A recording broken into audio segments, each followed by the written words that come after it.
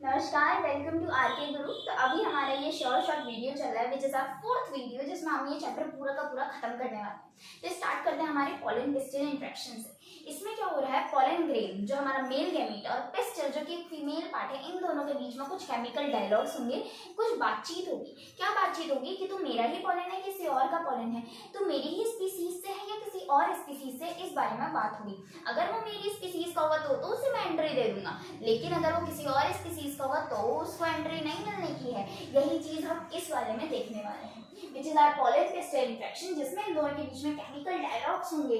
क्या होगा, compatibility proteins निकलेंगे। जब ये अगर मेरी ही स्पीसीज का होगा तो मैं इसको अलाउ करूंगा कि हाँ तू पॉलन ट्यूब बना ले, हाँ तू एंट्री ले ले मेरे अंदर, इसके अंदर के जो भी पॉलन है। तो इसने क्या करा, जो इसकी इंटाइन होती है, जो किस चीज की बनी होती है, फैक्टोसेल्यूलोजिक की बनी होती है, और एंजाइम किस चीज की बनी होती है, write down in the comments. तो एंजाइम बनी होती है स्पोरोपोलिनेन की, लेकिन इसमें हम इंटाइन जो होती है हमारी अंदर वाली, वो जर्म पोर के थ्रू पॉलन ट्यूब फॉर्मेशन करती है, जो कि फैक्टोसेल्यूलोजिक की बनी होती है। उसको क्या टेम्परेचर चाहिए, उसको टेम्परेचर चाहिए 20 to 25 डिग्री सेल्सियस। उसको इसके लिए बोरॉन की रिक्वायरमेंट है, कैल्शियम आयन की रिक्वायरमेंट है, और इसको एक ऑप्टिमम टेम्परेचर हमें देना होता है। इसको हम साइफोनोगेमी भी कहते हैं। Formation of pollen tube is known as siphonogamy. Formation of pollen tube is known as siphonogamy. इसमें क्या था, हमारा ऊपर वाला वेजिटेटिव सेल था, नीचे वाला जनरेटिव सेल था।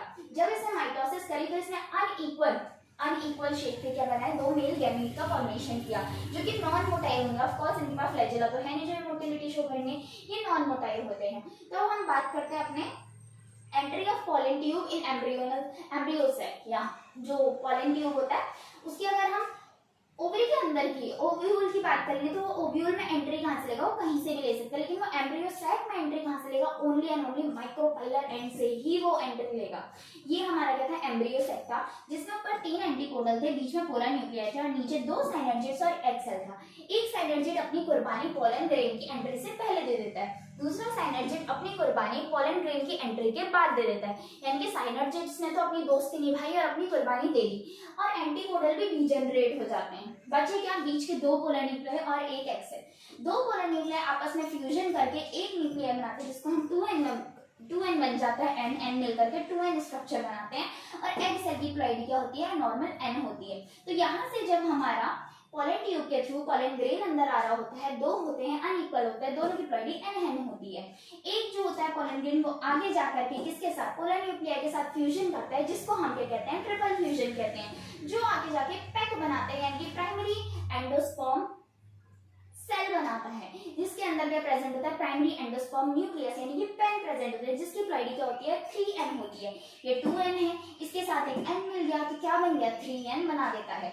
एग सेल n होता है, इसके साथ दूसरा वाला जो हमारा पॉलन ग्रेन है वो आकर के जब फ्यूजन करता है, इस प्रोसेस को हम क्या कहते हैं, सिंगेमी कहते हैं। और ये कैसा स्ट्रक्चर बनाता है, 2n स्ट्रक्चर बनाता है, जिसको हम जाइगोट कहते हैं। तो यानी कि यहाँ पे हमारी 2 प्रोसेस एक साथ हुई। पहली क्या हुई, ट्रिपल फ्यूजन, दूसरी क्या हुई, सिंगेमी, जिसमें हमारे मेल गैमीट ने एग सेल के साथ फ्यूज किया, उसको हम सिंगेमी कहेंगे।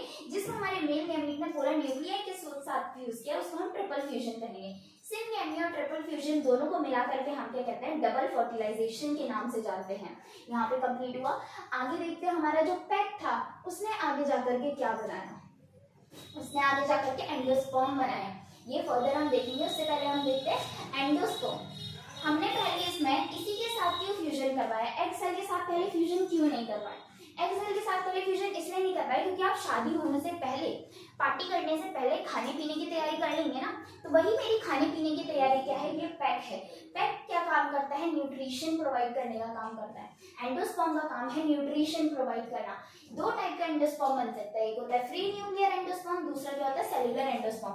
फ्री न्यूक्लियर एंडोस्पर्म में क्या होता है, बार बार कैरियोकाइनेसिस होती रहती है, साइटोकाइनेसिस एट द एंड में होती है। लेकिन सेलुलर एंडोस्पर्म में क्या होता है, जैसे जैसे कैरियोकाइनेसिस होती है उसके थोड़ी थोड़ी देर बाद साइटोकाइनेसिस ऑटोमेटिकली होती रहती है। इन दोनों का एग्जाम्पल एक ही चीज में प्रेजेंट है, विच इज आवर नारियल, कोकोनट। कोकोनट का जो पानी होता है वो होता है फ्री न्यूक्लियर एंडोस्पर्म, और कोकोनट का जो कर्नल होता है जो उसकी मलाई निकाल के खाते हैं ना हम जब मसल, वो क्या होता है सेल्यूलर एंडोस्पर्म। तो यहाँ पे हमारी खाने पीने की तैयारी हो गई, यानी कि न्यूट्रिशन जो कि किसको मिलेगा, इस जाइगोट को मिलेगा, उसकी तैयारी हम कर चुके हैं अपना एंडोस्पर्म बना करके। अब हम क्या करेंगे, जाइगोट बनाएंगे, यानी कि हमने उसके बाद सिंगेमी करी, तो दोनों को मिला के हमने डबल फर्टिलाइजेशन अपना बोल दिया। तो हमारे पेट ने आगे जाके क्या बनाया, एंडोस्पर्म बनाया, जाइगोट ने आगे जाके क्या बनाया, एम्ब्रियो बनाया, ओव्यूल ने आगे जाके सीड और ओवरी ने आगे जाके फ्रूट का फॉर्मेशन किया। अब हम चले जाते हैं अपने एम्ब्रियोजेनेसिस, क्योंकि पहला तो हमने कर लिया एंडोस्पर्म बनाने का। एम्ब्रियोजेनेसिस क्या होता है, जेनेसिस मतलब किसी चीज का फॉर्मेशन, तो एम्ब्रियोजेनेसिस का मतलब एम्ब्रियो का फॉर्मेशन। तो ये कैसे होगा, हमारे पास जाइगोट था, जाइगोट ने डिवीजन के सस्पेंसर सेल, एम्ब्रियोनल सेल बनाया जो कि अनइक्वल थे।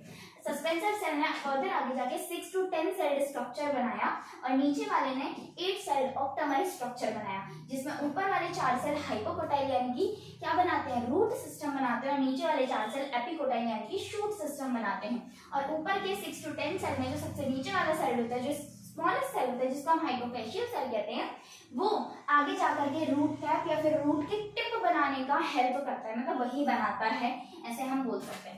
आगे जाते हैं which is our globular embryo. Globular embryo बनाएगा, ये हमारा क्या है, ग्लोब्यूलर एम्ब्रियो है। ग्लोब्यूलर एम्ब्रियो से आगे जाके हमारा हार्ट शेप एम्ब्रियो बनता है। हार्ट शेप एम्ब्रियो से फर्दर आगे जाकर हमारा मैच्योर एम्ब्रियो बनता है। ये सीरीज है इंपॉर्टेंट, ये आई हुई है टेस्ट में, काफी बार पेपर में आई हुई है, पीवाईक्यू है यहाँ से, और पॉलिन पिस्टल इंटरेक्शन से भी हमारा पीवाईक्यू है नीट का। मैच्योर एम्ब्रियो का फॉर्मेशन करेगा, मैच्योर एम्ब्रियो यहाँ पे हमारा बन करके रेडी हो गया। अब हम किसकी बात कर लेते हैं, सीड की बात कर लेते हैं। सीड किससे बनता है, हमारा ओव्यूल से बनता है। ये बीच वाले पार्ट को हम एम्ब्रियोनल एक्सिस कहते हैं, ये हमारे 2 कॉटिलिडन है। ऊपर वाला हिस्सा क्या बनाता है, प्लूम्यूल बनाता है, जो कि आगे जाकर फ्यूचर रूट होता है। ये किस चीज से बनता है, ये एपिकोटाइल से बनता है। एपिकोटाइल प्लूम्यूल बनाएगा, प्लूम्यूल आगे जाकर के शूट सिस्टम का फॉर्मेशन करेगा। और ये जो नीचे वाला पार्ट है इसको हम क्या कहते हैं, हाइपोकोटाइल। हाइपोकोटाइल किस चीज का फॉर्मेशन करेगा, हमारा रेडिकल का। रेडिकल आगे जाके क्या बनाएगा, हमारा फ्यूचर रूट का फॉर्मेशन करेगा। और यहाँ पे कंप्लीट होने के बाद हम ये देखते हैं कि सीड का और भी बहुत काम होता है, फूड रिजर्वायर की तरह काम करता है। ये डोरमेंसी लाता है, ये इसमें कभी डिहाइड्रेशन भी हो जाता है आपके something percentage. And seed coat की बात करते हैं, इसमें 2 कोट होती है, एक आउटर लेयर होती है, एक इनर लेयर होती है। आउटर वाले को हम टेस्टा कहते हैं, इनर वाले को हम टेगमेन कहते हैं। सीड जो होता है वो एल्ब्यूमिनस भी होता है, एक्स एल्ब्यूमिनस भी हो सकता है। एल्ब्यूमिनस मतलब क्या होता है, जिसमें एंडोस्पर्म जो होता है वो कंप्लीटली कंज्यूम नहीं होता है, यानी कि बचा हुआ होता है एंडोस्पर्म। और एक्स एल्ब्यूमिनस में क्या होता है, एक्स यानी कि खत्म हो गया, तो एंडोस्पर्म बचा ही नहीं है, यानी कि वो फुल्ली कंज्यूम हो चुका है। पेरिस्पर्मिक सीड क्या होता है, जिसमें न्यूसिलस बचा हुआ होता है, उसको हम पेरिस्पर्मिक सीड कहते हैं, यानी कि रिमेनिंग न्यूसिलस जिसमें प्रेजेंट होता है उसको हम पेरिस्पर्मिक सीड कहते हैं। एग्जांपल क्या, हमारा बीट हो गया, कैस्टर हो गया, पेपरनाइकॉन हो गया। आगे जाते हैं हम फ्रूट के पास। फ्रूट किस चीज से बनता है, किसका मॉडिफिकेशन है fruit is the modification of only and only ovary. Only and only ovary नहीं, ये फ्रूट जो है जो ओनली एंड ओनली ओवरी से बन रहा है उसे हम ट्रू फ्रूट कहेंगे। ट्रू फ्रूट ऐसे फ्रूट है जो सिर्फ और सिर्फ ओवरी से ही फॉर्मेशन लेते हैं। फॉल्स फ्रूट भी होते हैं और पार्थिनोकार्पिक फ्रूट भी होते हैं। ट्रू फ्रूट जिनने किससे ओरिजिन लिया अपना, ओवरी से लिया। फॉल्स फ्रूट क्या होते हैं, जो ओवरी के अलावा किसी और हिस्से से बन जा रहे हैं, जैसे कि थैलेमस से बन जा रहे हैं। एग्जाम्पल क्या है, हमारे एग्जाम्पल हो जाएगा एप्पल और strawberry. Apple and strawberry are the examples of false fruit. Last में आते हैं हमारे पार्थिनोकार्पिक फ्रूट। पार्थिनोकार्पिक फ्रूट वो फ्रूट होते हैं जो विदाउट फर्टिलाइजेशन बन जाते हैं, यानी कि उसमें फर्टिलाइजेशन ही नहीं होती है। आगे हमारे 2 टॉपिक और होते हैं, विच इज आर एपोमिक्सिस या फिर parthenogenesis. Parthenocarpy and parthenogenesis both are different terms. Carpy is related to fruit. Parthenocarpy का मतलब क्या होता है, फर्टिलाइजेशन ना होना, विदाउट फर्टिलाइजेशन का बनना। और वहीं पे किसका बनना, फ्रूट का बनना।